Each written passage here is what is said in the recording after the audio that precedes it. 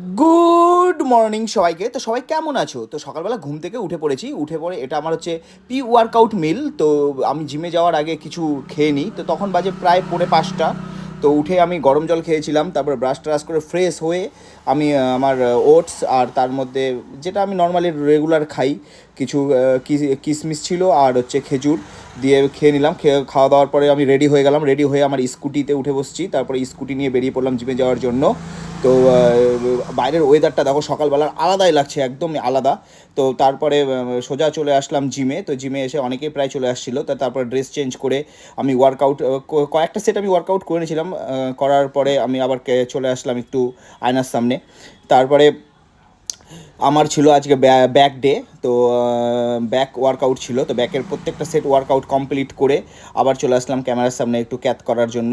তো কেমন লাগছে ভিডিওটা অবশ্যই একটা কমেন্ট করে বলবে। আর অনেক দিন পরেই আমি প্রায় ভিডিও দিচ্ছি। তারপরে আমার ওয়ার্কআউট আজকের মতন কমপ্লিট। ওয়ার্কআউট করে জিম থেকে বেরিয়ে পড়লাম, সোজা চলে আসলাম হরিরামপুর বাজারে। তো সকালবেলা কে কে বাজারে আসতে ভালোবাসো? বাজারে আসতে আমার অনেকটাই লেট হয়ে গেছিলো, কারণ যে গরমকাল, আর তার জন্য বাজার প্রায় ফাঁকাই ছিল প্রায়। তো দুটো আমি ইয়ের শাক নিয়ে নিলাম, পাটের শাক। পাটের শাক নিয়ে আমি বাড়িতে চলে আসলাম। তো কেমন লাগলো ভিডিওটা অবশ্যই কমেন্ট করবে। তো দেখা হচ্ছে পরের ভিডিওতে। সবাই ভালো থাকবে, সুস্থ থাকবে, টাটা।